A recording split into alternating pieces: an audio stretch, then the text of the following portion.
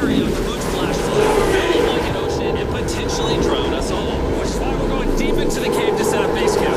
This is just wicked. Dude, this is like a different world. This cave entrance may be beautiful, but looks can be deceiving. We didn't know it yet, but the next 7 days will by far be the hardest of our entire lives.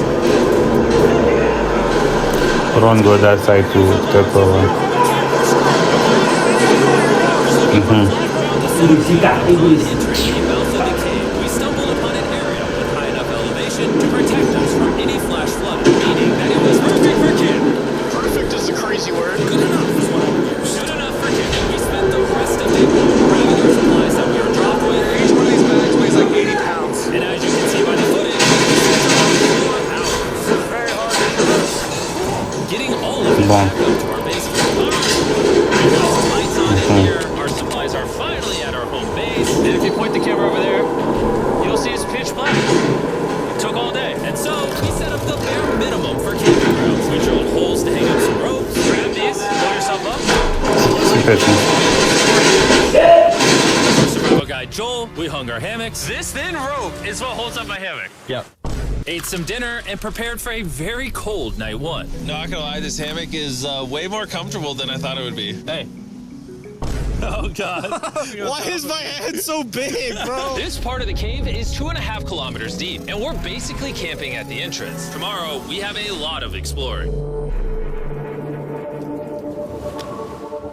How'd you guys sleep? Horribly. I didn't. It's a very perplexing environment. The cave's constantly dripping water on us from above, so we put a tarp over us. But even still, the water's dripping into our hammocks. I have an idea. Let's make our shelter actually good. I say we connect these tarps so we stay dry while we're sleeping. That's literally genius. I'm not just a YouTuber, okay? My hammock gets out right here.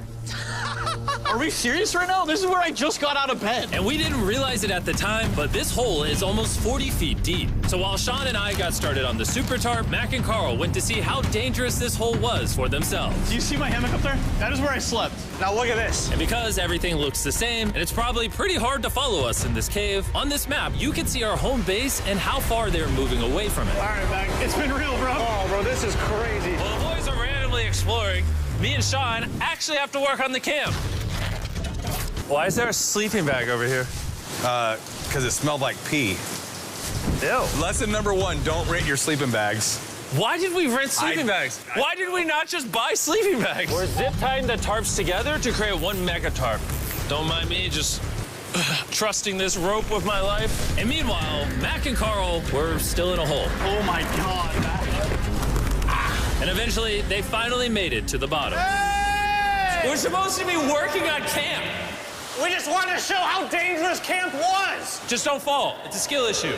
Oh, okay. And even though they should have been on their way back, Carl and Mac insisted on seeing how deep they could go. Bro, this just looks so crazy. You think you can make it through the river? But little do these two know, this river